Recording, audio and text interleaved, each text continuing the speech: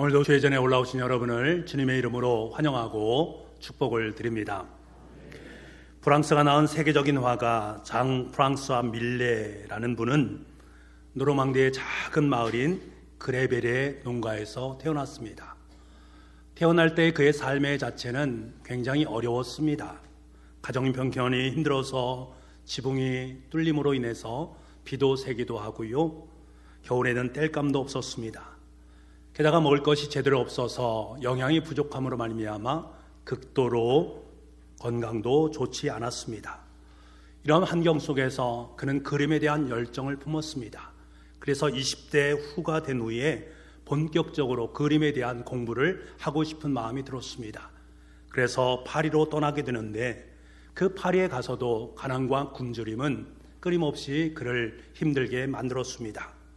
그러나 어느 날 고향에서 어머님이 돌아가셨다라는 소식을 들었음에도 불구하고 집에 갈 수 있는 여비가 없음으로 말미암아 집에 갈 수가 없었습니다. 그것이 너무나 슬프고 너무나 괴로웠습니다. 그래서 이제 목숨을 끊어야 되겠다라는 생각을 갖기도 했습니다. 그렇게 힘든 시간을 보내면서 점점 파리에서의 생활도 어려워지게 되자 이제 이곳에서 그만 살아야 되겠다라는 마음을 품고 화가들이 함께 살아가고 있는 근교의 농촌 마을로 가게 됩니다. 그 농촌 마을에서 그곳에 있는 사람들의 환경과 여건 속에서 가난과 어려움 속에 살아가는 그들의 모습을 보면서 그것을 그림에 옮겨 담기 시작했습니다. 그렇게 탄생된 대표작들이 씨 뿌리는 사람, 만종, 이삭줍기, 지금까지 수없이 많은, 지금도 잘 알려지고 사랑을 받는 작품들입니다. 가난하지만 열심히 살아가는 사람들의 모습을 그림으로 그린 밀레, 그 그림 속에는 자신이 담겨져 있습니다. 그리고 자신의 삶을 통해서 가난을 아름다운 그림으로 승화시킨 귀한 은혜가 있습니다.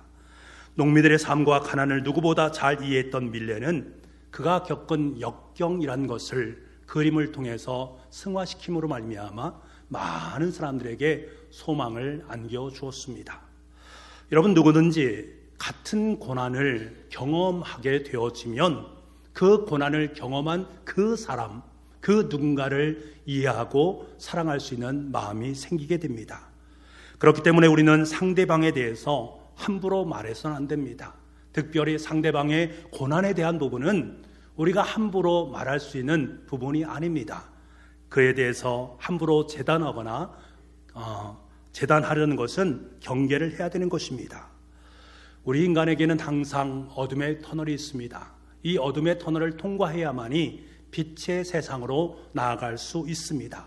이 사실을 우리가 깨닫는다면 우리의 인생 속에 어려움이 임한다 할지라도 그래, 곧 우리의 삶의 자리 속에 희망이 있어, 빛이 있어 라고 위로하고 격려를 받을 수 있습니다. 우리의 인생 속에는 반드시 터널의 끝이 있게 되어지고 그 터널의 끝에는 찬란한 빛이 우리의 삶 속에 임하게 되어 있습니다. 특별히 우리 그리스도인들은 하나님께서 우리와 함께 하신다라는 사실을 분명하게 성경을 통해 말씀해 주고 있습니다. 고난이란 자리 속에서 우리가 마주할 수 있는 것은 우리와 함께 하신 하나님이십니다. 그래서 스펄전 목사님은 하나님께서 자녀를 풀무불에 집어넣을 때에 자신도 함께 그곳으로 들어가셨다라는 말씀을 하고 있습니다. 풀무불 속에 나만 있는 것이 아니라 하나님께서 함께하고 계시다라는 것을 깨닫는 것입니다. 우린 지금 사순절 절기를 보내고 있습니다. 어찌 보면 사순절은 어둠의 터널을 통과하는 시간입니다. 하지만 이 터널을 통과하게 되어지면 그 후에 우리의 인생 속에 찬란한 부활의 영광의 빛이 우리 가운데 비치게 되어 있습니다. 중요한 것은 이 찬란한 영광의 빛 이전에 우리가 걸어가야 될 십자가의 길이 있다라는 것, 그리고 저와 여러분이 짊어져야 될 주님의 십자가가 있다라는 것, 우리는 그것을 짊어지고 주님의 길을 걷다 보면, 어둠의 터널을 걷다 보면 어느덧 내 옆에서 나와 함께 십자가를 짊어지고 계시는 그 주님을 발견하게 되는 것입니다. 그래서 우리는 소망을 얻을 수 있고 감격할 수 있습니다. 여러분, 기독교의 핵심은 무엇입니까? 기독교의 핵심은 다른 것이 아니라 주님의 십자가입니다. 십자가를 빼놓고 기독교를 말한다? 그럴 수 없습니다. 십자가를 빼고 기독교는 존립할 수 없습니다. 그래서 우리는 주님의 십자가를 복음이다라고 고백하고 있습니다. 엄청난 고백이지요. 고난의 십자가를 복음이다, 기쁨의 좋은 소식이다라고 고백할 수 있는 능력이 우리에게 있단 말입니다. 그렇다면 주님의 십자가의 궁극적인 목적이 무엇이겠습니까? 왜 주님의 십자가여야만 합니까? 그것은 다름 아닌 우리를 구원하신 구원이 그 속에 담겨져 있기 때문입니다. 예수님 당시의 십자가는 엄청난 고난이었고요, 두려움이었습니다. 십자가란 말만 들어도 몸서리를 쳤습니다. 십자가의 그 고난 다 피하고 싶습니다. 그래서 십자가를 다 꺼렸습니다. 하지만 여러분, 하나님께서는 우리 인간이 다 꺼려하는 그 십자가를 통해서 하나님의 엄청난 구원의 역사를 써내려 가셨고 저와 여러분을 구원해 주셨습니다. 죄로 인해 죽을 수밖에 없었던 우리를 구원하시기 위해 하나님께서는 친히 자신의 아들을 이 땅에 보내셨고 친히 십자가에 못 박히게 만드셨고 그를 통해 우리를 구원하셨고 우리를 용서하여 주심으로 말미암아 저와 여러분을 하나님의 아들과 딸로 삼아 주셨습니다. 그렇다면 왜 굳이 하나님께서는 십자가여야만 하시는가? 다른 것은 안 되는가? 라는 것입니다. 다른 것은 그럴 수 없습니다. 왜? 그것은 죄의 문제 때문입니다. 인간의 죽음의 원인은 죄입니다. 인간을 사망에서 건져내기 위해서 반드시 해결해야 될 그 문제가 무엇인가? 바로 이 죄의 문제였습니다. 그런데 문제는 죄를 지은 사람이 죄를 용서할 수 없습니다. 인간은 죄인입니다. 그렇기 때문에 죄를 용서할 수 있는 것은 인간이 용서할 수 없는 것입니다. 인간이 죄의 문제와 죽음의 문제를 해결할 수 없습니다. 그래서 하나님께서 생각하시고 선택하신 방법이 십자가라는 것입니다. 인간의 죄를 대신해서 예수 그리스도를 십자가에 못 박음으로 말미암아 그 대속의 은혜로 우리를 구원해 주실 놀라운 계획을 세우시고 이것을 예수 그리스도의 십자가를 통해서 이루셨단 말입니다. 그럼 우리는 이렇게 생각할 수 있습니다. 하나님, 왜 하나님께서는 우주 만물을 창조하시고 천지를 만드실 때에 말씀 한마디로 창조하시지 않았습니까? 그렇다면 인간의 구원의 문제도 말씀 한마디만 하시면 우리를 구원하실 수 있는데 왜 구태여 자신의 아들을 십자가에 못 박으시면까지 우리를 구원해 주신 것입니까? 그냥 말씀 한마디만 하시면 되는 것 아니겠습니까? 라고 우리는 생각할 수 있습니다. 여러분 어떻습니까? 여러분 이에 대해서 어떻게 생각을 하고 계십니까? 그런데 여러분, 하나님은 공의의 하나님이십니다. 인간의 죄에 대해서 정당한 대가를 받으셔야만 합니다. 그 죄의 대가가 무엇인가? 바로 십자가입니다. 그러니까 그 십자가 속에는 하나님의 공의가 고스란히 담겨져 있는 것입니다. 하나님께서는 십자가를 통해서 하나님의 공의를 이루시고 이것을 통해서 우리의 죄를 사하시고 우리의 죄를 용서해 주셨단 말입니다. 그런데 여러분, 우리가 여기서 반드시 기억해야 되는 것은 하나님의 공의로 용서함을 받았다라는 그 사실이 무엇으로 밖으로 드러났는가? 하나님의 사랑으로 드러난다라는 사실입니다. 우리의 죄를 사해 주셨다는 것이 용서 아니겠습니까? 이 용서라는 것은 반드시 사랑과 연관성을 갖습니다. 사랑하면 용서할 수 있습니다. 사랑하지 않는데 그 사람을 용서할 수 있습니까? 사랑해야만이 그 사람을 용서할 수 있습니다. 인간끼리 이 용서라는 것은 참 한계가 있는 것이 분명합니다. 그럼에도 불구하고 인간의 용서 중에 가장 숭고한 용서가 있다면 그것은 바로 부모와 자식 간의 용서입니다.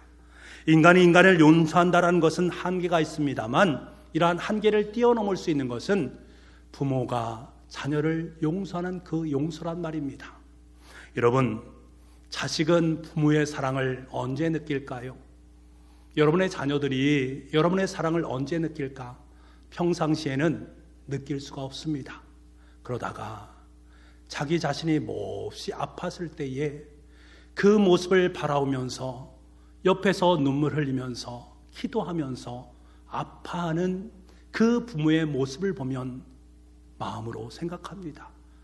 정말 부모님이 나를 사랑하시는구나. 마찬가지입니다. 우리가 주님의 사랑을 언제 느낄 수 있겠습니까?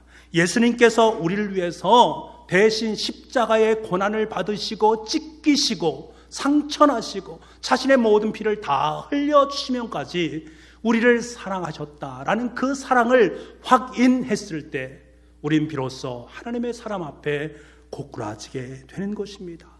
십자가를 통해서 하나님의 사랑이 이렇게 크구나라는 사실을 깨닫게 되는 것입니다. 아, 하나님께서 나를 정말로 사랑하시는구나. 자기 아들을 죽이시면서까지 나를 정말로 사랑하시는구나 라는 그 사실 앞에 우리는 비로소 감격하고 감사할 수 있는 것입니다. 여러분, 하나님께서는 우리의 죄를 사하시기 위해서 택하신 길이 바로 십자가입니다. 십자가를 통해서 우린 다음 없으신 하나님의 사랑을 깨닫게 됩니다. 어미와 아비가 자녀를 사랑하듯이 이보다 더 큰 사랑과 용서로 우리를 사랑하신 것이 바로 십자가의 사랑임을 비로소 우리는 체험하게 된 것입니다. 여러분, 십자가를 바라보시기 바랍니다. 여러분, 십자가 속에 무엇이 담겨져 있습니까? 그 속에는 우리의 죄가 얼마나 무서운지를 발견할 수가 있습니다. 우리의 죄를 위해서 자기 자신을 찢으면서까지도 우리를 사랑하시는 그 사랑이 고스란히 다 담겨져 있습니다. 주님의 그 고통스러운 신음소리가 이 십자가 속에는 담겨 있단 말입니다. 동시에 그 고통 속에서도 우리를 사랑하시기 위해서 십자가를 기꺼이 짊어지고자 하는 주님의 사랑 또한 발견할 수 있습니다. 그러니까 십자가는 주님의 공의, 주님의 사랑, 그 교차점 속에 놓여 있다라는 것을 알게 됩니다. 사도 바울은 이 사실을 분명히 깨달았습니다. 하나님의 공의와 하나님의 사랑을 통해 드러난 십자가, 그것을 통해서 내가 의로운 존재가 되었다. 찢기고 상하신 예수 그리스도의 그 공의로우심과 그 사랑하심 속에 주님께서 나를 용서하시고 너는 이제 의인된 삶을 살아가는 사람이야 라고 불러주시는 이 신칭의 역사를 경험하게 되었단 말입니다. 그래서 그는 고백하는 것입니다.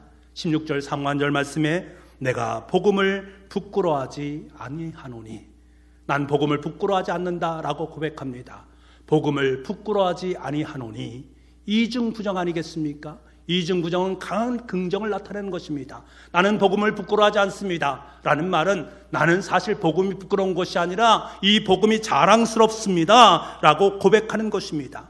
이 말은 무슨 뜻입니까? 지금 바울은 고백하는 것입니다. 나는 예수 그리스도를 믿는 것이 가장 자랑스럽습니다. 나에게 가장 자랑스러운 것은 내가 예수 그리스도를 믿었기 때문입니다. 그리고 나는 복음이신 예수 그리스도로 말미암아 내가 지금 내 인생을 살아갈 수 있게 되었고, 나는 그것으로 말미암아 모든 것을 족합니다. 나는 그래서 행복한 삶을 살고 있습니다 라고 고백하는 의미가 그 속에 담겨져 있습니다. 사실 이 사도 바울 당시에 이 복음이라는 것은 대단히 부끄러운 일이었습니다. 왜 복음이 부끄러운가? 아니, 기쁜 소식이라고 말을 하는데 그 복음 되시는 예수님께서 십자가에 못 박혀 죽으셨단 말입니다. 십자가에 못 박힌다라는 것은 죄인을 말하는 것 아니겠습니까? 어찌 죄인된 사람이 구세주가 될 수 있는가? 메시아가 될 수 있는가? 말도 되지 않는다. 참 부끄럽다 라고 사람들은 복음을 그렇게 인식을 했습니다. 바울 당시의 사람들은 자랑거리로 여기는 것들이 있습니다. 그들에게는 자랑거리가 있었는데 세 가지가 있었습니다. 하나는 로마의 법이었습니다. 당시의 로마의 법은 강력했습니다. 엄격했습니다. 이 법률이 로마를 지배하는 힘으로 작동을 했단 말입니다. 그 놀라운 힘의 관점에서 주님의 십자가를 바라보니 가치 없는 것처럼 여겨졌습니다. 왜 아니겠습니까? 십자가에 죽은 예수님이 어떻게 힘이 있고 사형당한 예수가 어떻게 세상을 구원할 수 있겠는가? 그러니까 로마법, 힘의 논리적인 관점에서 보게 되면 십자가는 무가치한 것이다 라고 여겼던 것입니다. 그리고 당시에 그들이 대단히 여겼던 것은 헬라의 지성이었습니다. 헬라 철학은 지성적 능력을 강조하는 것입니다. 지식을 가지고서 구원에 이를 수 있다. 지식을 가지고서 진리에 이를 수 있다라는 생각을 가졌습니다. 이런 철학적 관점에서 복음을 바라보니까 너무너무 초라한 것처럼 보였습니다. 그리고 유대인의 율법이 또 그렇습니다. 당시의 유대인들은 율법을 잘 지키면 의에 이르게 될 것이고 구원에 이른다라고 여겼습니다. 그래서 율법을 잘 지키기 위해서 노력하면서 선행을 쌓고 또 쌓아갑니다. 그래서 진리에 도달하고 구원에 이른다라고 여겼습니다. 이것을 자랑으로 삼았습니다. 그래서 열심히 해서 선행하고 봉사해서 무엇인가 쌓아놓는 것을 자랑거리로 여겼단 말입니다. 그런 관점에서 복음은 아주 하찮은 것으로 여겼습니다. 여러분, 사도 바울 당시에 세상 사람들의 자랑거리는 내가 얼마나 힘을 가지고 있느냐, 힘의 능력이었습니다. 내가 얼마나 지성적으로 지식적으로 많은 것을 알고 있느냐 하는 지식의 능력이 힘이었습니다. 내가 얼마나 율법을 잘 지켜서 선행적 삶을 살아가느냐, 인간적 노력이 자랑거리였습니다. 그런데 여러분, 힘이 있으면 사실은 자랑할 수 있습니다. 높은 자리에 올라서 명예를 얻어보십시오. 얼마나 큰 자랑거리입니까?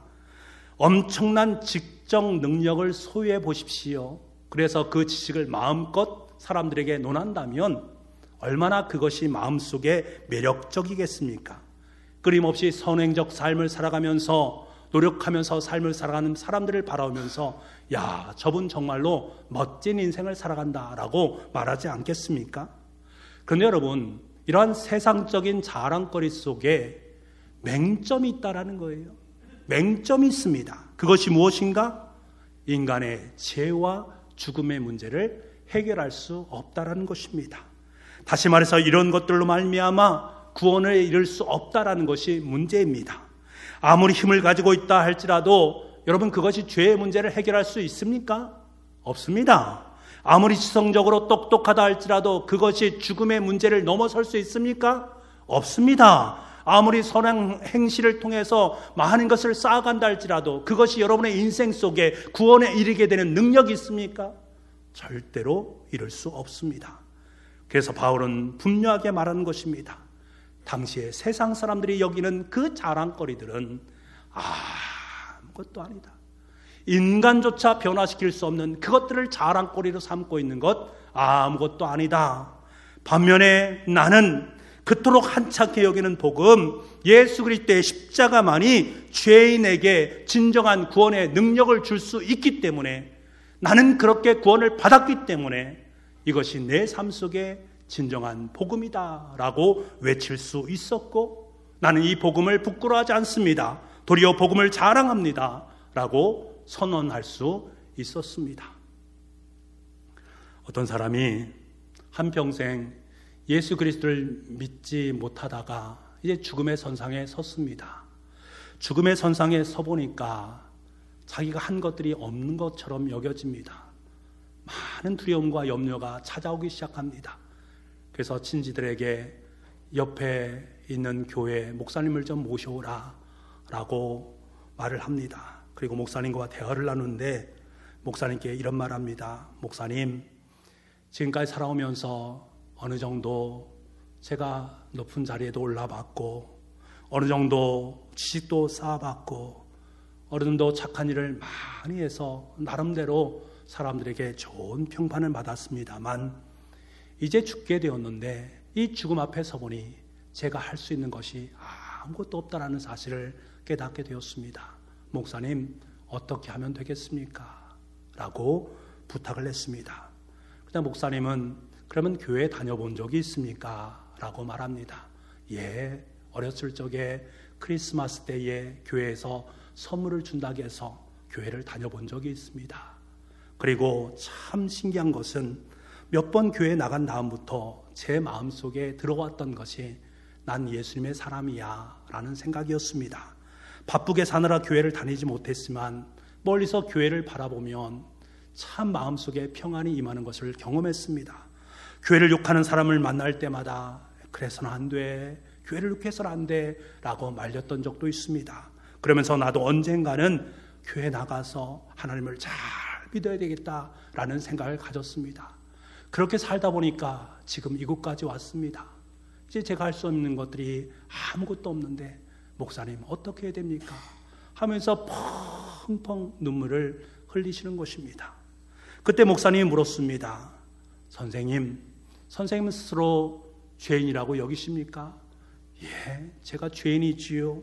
그럼 이 죄를 스스로 씻을 수 있다라고 생각되십니까? 제가 어떻게 제 죄를 스스로 씻을 수 있겠습니까? 그럼 이 죄를 예수 그리스도께 고백합시다. 저를 따라해 주시기 바랍니다. 그리고 목사님의 기도를 드립니다. 주님, 십자가의 은혜로 내 죄를 씻어 주옵소서. 나는 죄인이지만 예수님의 피로 내 죄를 씻어 주시고 나의 죄인됨을 용서하여 주옵소서 기도드립니다. 그리고 목사님께서 마지막으로 임종 기도를 해드립니다. 주님, 이 영혼을 하나님 손에 부탁드립니다 라는 기도를 드립니다. 그때 갑자기 그분이 큰 소리로 나 같은 인간 쓰레기가 하나님의 자녀가 되어 천국에 갈 수 있다니 큰 소리로 말하고는 가만히 눈을 감고 돌아가시더랍니다. 이것을 옆에서 지켜보는 자녀들은 깜짝 놀랐습니다. 탄성을 질렀습니다. 그리고 그들은 아버지가 천국에 갔구나 라는 사실을 확신하고는 기쁨의 장례식을 치렀답니다. 그리고 가족 모두가 이후에 예수 그리스도를 믿음으로 고백하기로 결정을 했다고 합니다. 여러분, 죽음 선상에서 세상의 힘과 지식과 선행이 여러분 마음속에 평화를 줄 수 있을 것 같습니까? 여러분의 인생을 구원할 수 있을 것 같습니까? 죄인을 하나님의 자녀가 되게 하는 그 능력은 예수 그리스도의 십자가밖에 없습니다. 죽음을 넘어 천국에 입성할 수 있는 능력은 예수 그리스도의 보혈의 피 이외에는 방법이 없단 말입니다. 우리 인간에게 가장 필요한 것이 무엇입니까? 바로 예수 그리스도의 십자가, 그 피입니다. 복음은 부끄러운 것이 아닙니다. 복음은 능력입니다. 죄와 죽음에서 우리에게 생명을 안겨주는 가장 위대하고 가장 아름다운 선물이 바로 예수 그리스도의 십자가입니다. 그러므로 여러분, 복음은 부끄러운 것이 아닙니다. 가장 자랑스러운 것입니다. 주님의 십자가는 실패한 것이 아닙니다. 십자가는 승리한 것입니다. 그 십자가의 복음 안에 행복이 있고 자유가 있고 죽음을 이길 수 있는 승리가 있다라는 사실. 왜? 여기에 하나님의 능력이 있기 때문에 그렇습니다. 우리는 십자가를 통해서 하나님 앞에 나아갈 수 있고 십자가를 통해서 우리는 의인된 삶을 살 수 있게 되었고 십자가를 통해서 죄 용서함을 통해서 저와 여러분은 하나님의 자녀가 되었음을 우리는 확연하게 믿습니다. 그래서 사도 바울은 다른 서신서인 갈라디아서 6장 14절 말씀에 이렇게 고백합니다. 내게는 우리 주 예수 그리스도의 십자가 외에 결코 자랑할 것이 없나니 라고 말합니다. 나 인생을 살면서 엄청난 것들을 많이 행했지만 남는 건 아무것도 없다라는 것입니다. 그 모든 것은 다 배설물 여기고 나에게 오직 예수 그리스도 십자가 그 외에는 아무것도 자랑거리가 아니더라 라고 우리에게 말을 하고 있습니다. 저와 여러분의 삶의 태도가 바로 이러해야 되지 않겠습니까? 사람들은 십자가를 좋아하지 않습니다. 세상 사람들 십자가를 좋아하지 않습니다. 왜 그런가?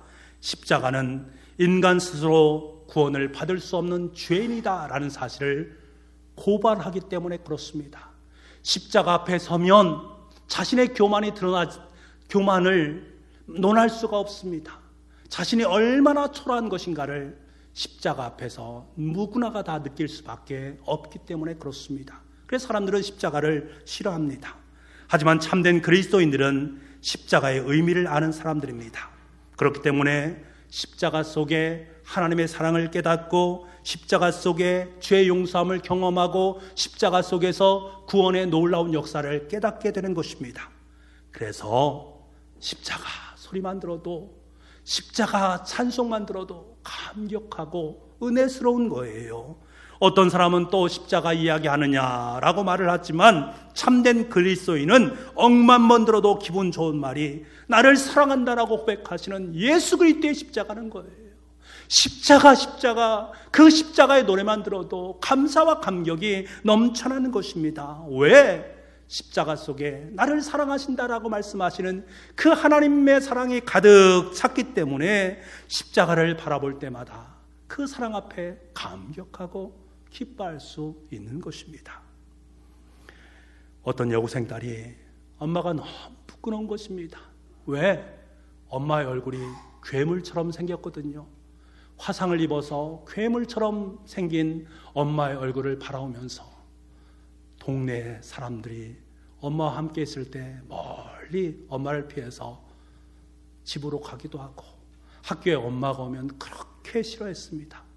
그래서 엄마를 몹시 싫어했던 그 모습을 친척분이 오셔서 보고는 그 딸에게 이야기를 합니다.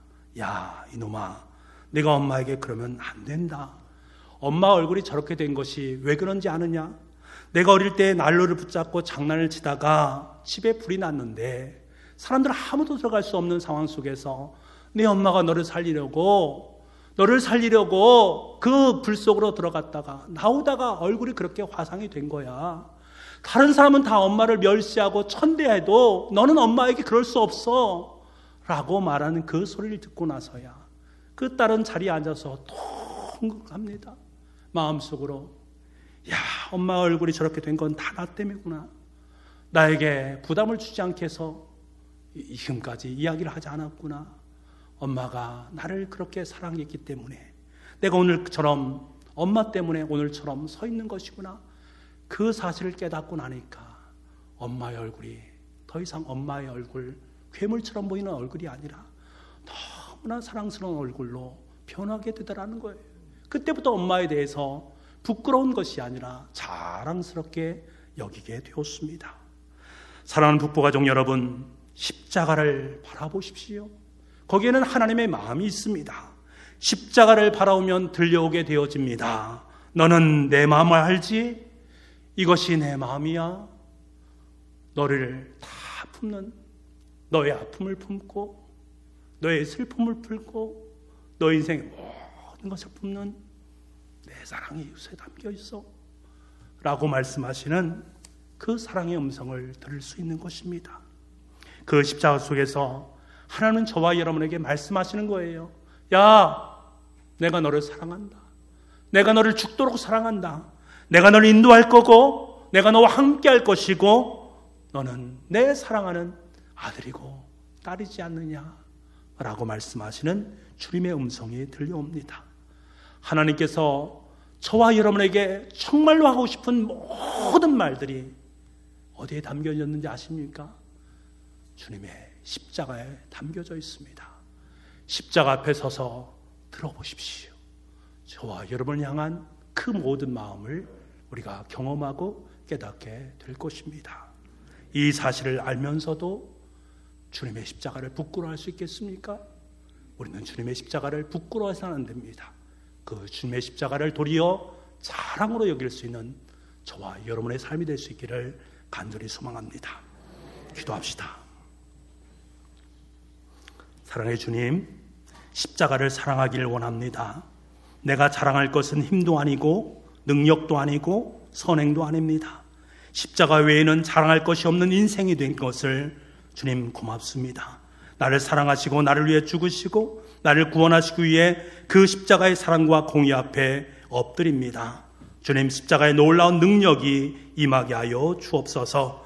그 능력으로 십자가를 짊어지고 십자가를 자랑하며 살아갈 수 있는 십자가의 인생이 되게 하여 주옵소서. 모든 말씀을 예수님의 이름으로 기도하옵나이다. 아멘.